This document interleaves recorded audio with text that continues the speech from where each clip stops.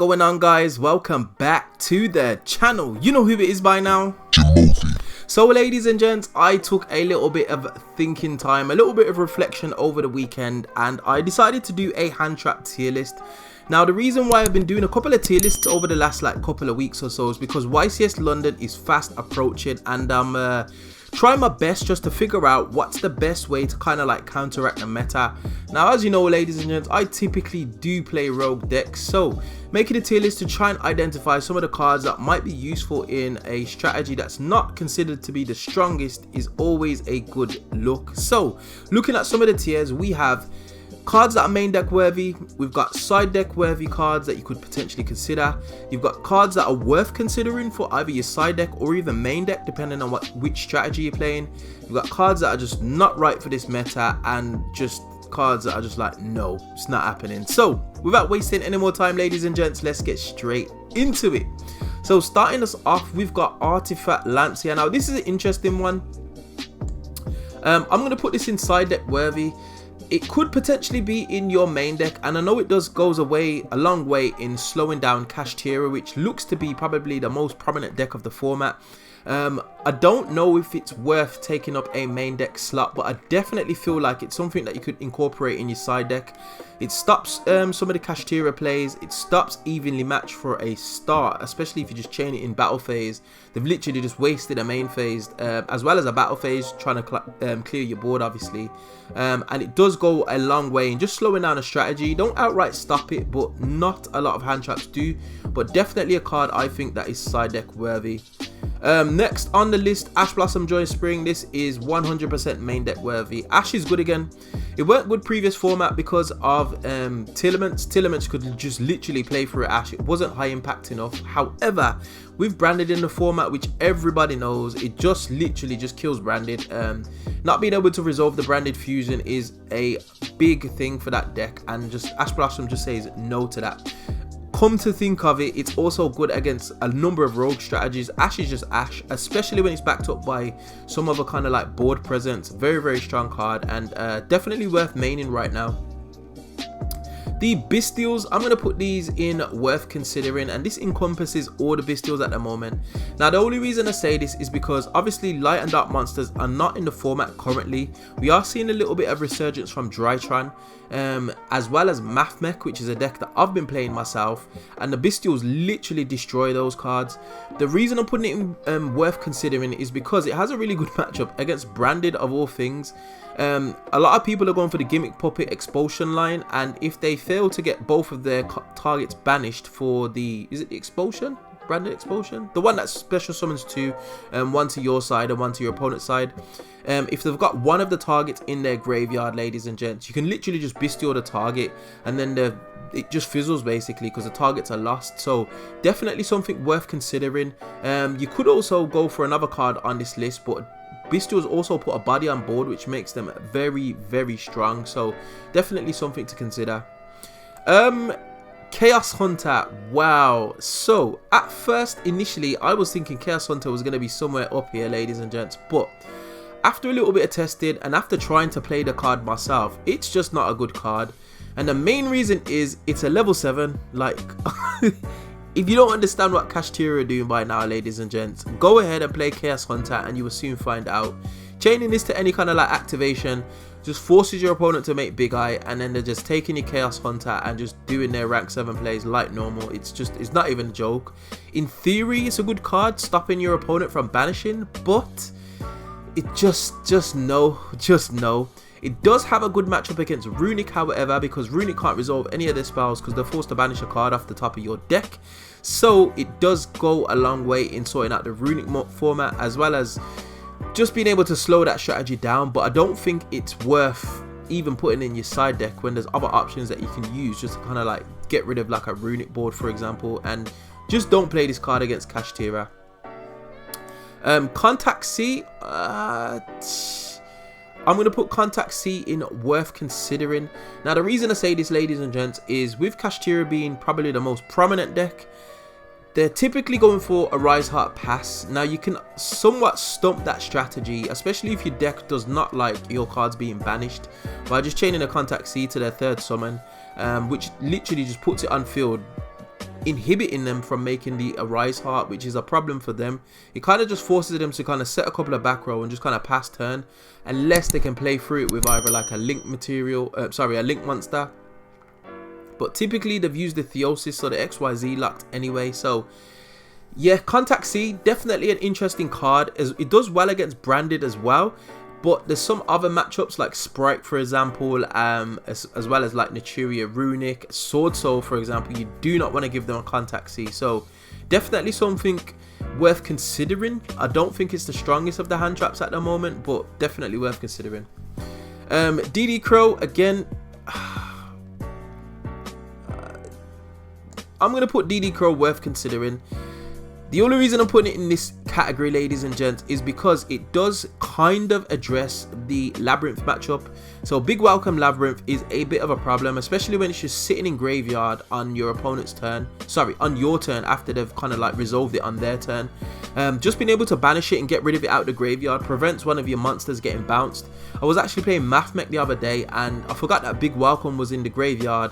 I went to activate my IP Masquerena to go into, I think it was like Mech Knight Crusader Avramax, and I just chained Big Welcome and just bounced my Masquerena back to the extra deck, and I was like, oh, alright then, I guess I'll lose. So DD Crow does have its applications. It's a lot more flexible than the Bestials, however it doesn't put a body on board, so in that sense I'm going to put it in worth considering, ladies and gents. So it's definitely up to you. Dimension Shifter, 100% side deck worthy. We know that Kashtira ended on Arise Heart Pass, but what if they lose the die roll? D-Shifter literally shuts down a number of decks, like it's not even a joke. Naturia Runic or Fahaya Runic just gets absolutely obliterated. It's not happening. It slows down Branded somewhat. Branded can still play under D-Shifter, but it's just not ideal.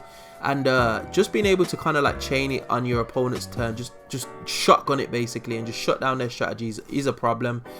Like I said, I've been playing Mathmech recently. I can't play under Shifter. I need to be able to either stop Shifter, stop the Arise Heart, one of the two, ladies and gents. So definitely a very, very strong card. The reason it's in side deck worthy is because not every deck can play Shifter. So it's definitely something that you might want to consider if your deck can facilitate it. Oh, Droll and Lockbird. Whew. I'm going to put this in side deck worthy. Now, obviously against Kashtira is a problem, but there are quite a few decks that like to do a lot of searching. It can somewhat hurt Branded. It can somewhat hurt like Drytron, for example, which seems to be making a little bit of a resurgence. Well, I'll say somewhat hurt it. It just cripples the deck like immensely. It can address some of the rogue decks that are out there, like Heroes, which you might potentially see. So very, very strong card. Just worth considering. Effect Veiler, I'm gonna put it in. I want to put it in not in this meta, but it is also worth considering. Yeah, I'm going to put Effect Veiler in worth considering. Obviously, you need to be able to send a card to the graveyard to be able to resolve Effect Veiler, but it's still a strong card. And like I said, ladies and gents, I have been playing it in my Mathmech list, mainly as a small world bridge, but it does seldom come up from time to time. Seeing Effect Veiler as well as Nibiru in your hand is just a wonderful feeling, especially when your opponent's just comboing off and they've got like one Omni Negate on board. It's just, yeah, it feels really, really nice. But you can't always resolve it, so that's why I'm saying it's worth considering. I know Sword Soul play it because they can like make a Yazi play if they're forced to normal summon it, but it doesn't fit in every deck and it's not as impactful as some of the other hand traps that we've got on here, ladies and gents. Phantasme, not in this meta. Phantasme is really frustrating. The reason is I wanted this card for so long, and then when I finally got my hands on it, nobody was link summoning anymore. It was crazy. It was like the Master Rule revision. It's finally got a reprint, and then just everybody was like, alright, cool, I can just XYZ summon, Synchro summon, Fusion summon to all my main monster zones. I'm not really interested in links anymore, and Phantasme became null and void. It's too situational to really consider playing it. When a link deck does come back into the format, Phantasme is a definite pickup, just because the targeting protection, it's a big body on field. It's kind of like a Bestial, but in a different sense. It allows to mulligan your hand. It's a strong card, but it's just not right now. Ghost Bell, I'm going to put it worth considering. Ghost Spell's interesting. Again, it can stop the expulsion line just to prevent it from just summoning from the graveyard if they've got one of the targets in the graveyard. It can also address the runic deck by addressing Fountain to kind of prevent the draws. Yeah, it does slow it down, but if they've got any of the runic cards in hand, they'll just obviously proc it on the following turn. So definitely something worth considering. It does help. It can address Kashtira Birth as well, but I just don't feel like it's as powerful as some of the other cards on there. Ghost Mourner and Moonlit Chill, I'm just gonna put not in this meta. It's a weird card. Like, I don't know. It's decent. It's another form of Effect Veilak that can be used in any phase, but I just feel like it's a little bit too situational. I'm just not sure about it, ladies and gents. So yeah. Ghost Ogre. I'm gonna put not in this meta. Potentially worth considering, but it just doesn't do enough. It's not high impact enough, to be honest. It does address a few field spells, a few continuous spells, but not frequent enough where it's gonna actually impact the game state in any way, shape or form. So yeah. I'm gonna put Winter Cherries in worth considering. The only reason I'm putting it here is mainly because of Labyrinth. Labyrinth don't necessarily need their their extra deck. So being able to kind of like take your extra deck out with a lot of cards that are in there, well, a lot of extra deck cards that are in the meta, namely Kashtira Rise Heart, for example, it does like address some of the issues and it makes it a little bit easier to play. However, it is a little bit of a risky strategy and you might not get utility out of it if you do see, but definitely worth considering it if your deck can facilitate it, ladies and gents. Ghost Sister and Spooky Dogwood, I'm going to put it in side deck worthy. Time is a thing, ladies and gents. Even now, games are ending a little bit faster, but typically that's only because opponents realize that they're just not in a winning position. If you get into any kind of grind game, time rules are going to come up, and having a Ghost Sister and Spooky Dogwood in your side deck to address some of those time rule issues is always a nice feeling. So that's why I'm putting it inside deck worthy. It could probably drop down to worth considering, but I feel like time is such a big issue, especially in like higher tier events like, I don't know, YCSs or regionals.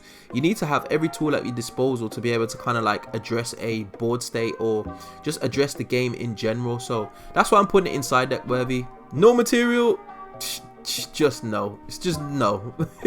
No. Herald of the Orange Light as well as the rest of the heralds, I'm gonna put in no, specifically because of Herald of the Orange Light. It's at 1, so it's not going to be as effective as some of the other cards. It is a strong card, but it's very, very specific to a specific type of deck. So you're looking at fairies.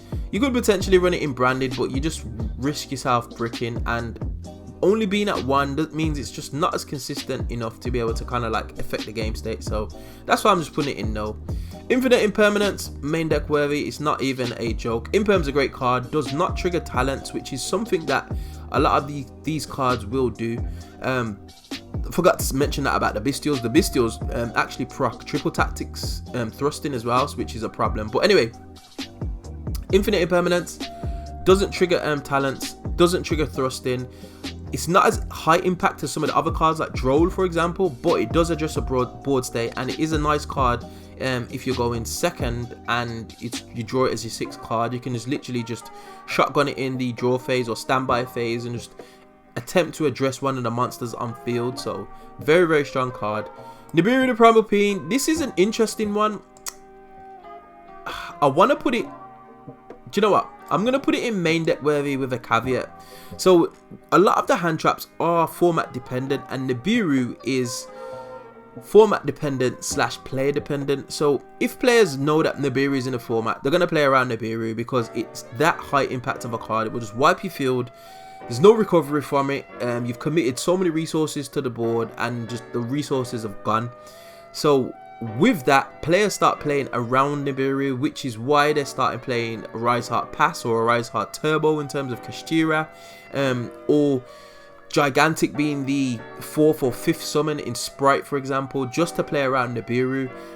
So At the moment it's main deck worthy, but if everybody starts kind of like being a little bit more cognizant of it, then it's definitely going to drop in popularity, which could find itself somewhere down in the side deck. But definitely a card that you want to kind of like intimidate your Kashtira players at your locals with, just because if they know that the threat of Nibiru is there, they're typically ending on a Rise Heart Pass, which is a lot easier to deal with than like a Shangri-Ira, as well as a Diablosis, as well as a Mind Hacker. So definitely a card you just want to consider somewhere between your side or main deck if you can facilitate it, that is. Gamma, I'm going to put Gamma in main deck worthy, only because D-Shifter is in the format in Kashtira, and if your deck can't play under D-Shifter, then you need Gamma early just to just negate and destroy it. It's one of the only ones that can address it, so it's definitely worth playing Gamma just to be able to just get rid of the D-Shifter clause. Not to mention going first or going second, it's just a great card. Going second, it's a wonderful feeling when somebody activates an effect and you just chain Gamma and it's like bam, 2 bodies on board. You got a tuner, a non-tuner. It's just, yeah, it's a great feeling. So yeah, Saravis, I'm probably gonna say no. I like the idea of Saravis. It's good if you're playing a dedicated ritual deck that likes to dump like Herald of the Arclight, for example, and just like search off this card. But there's just other cards that you could play in its place that just do a lot more. Namely, majority of our hand traps are above it in this list, so I'm gonna put Saravis in just no. There's a few gimmicky decks that I kind of run Saravis in, but it's not a card that you want to take seriously. And the final one, Skullmeister, I'm going to put it in not in this meta. Again, ladies and gents, it just doesn't do enough. The graveyard is pseudo out of bounds at the moment, especially with Kashtira in the format. It can hit branded somewhat, but I just feel like it's just not as high impact enough to worth playing over some of the other cards that are in the format. So definitely something to consider. But anyway, ladies and gents, what are your thoughts? Are there any cards that I've missed out? If so, get at me in that comment section below. And if you feel like you disagree or agree with any of these placements, feel free to just get at me and just tell me where you would put some of the things in this list, because these are just my thoughts and my thoughts going forward with YCS London in mind. But anyway, we find ourselves at the end of another video. As always, if you do like this content, you know what to do by now. Hit that like button, share, subscribe, all of that beautiful good stuff, and I will definitely see you guys in the next video. Hope you enjoyed. Peace.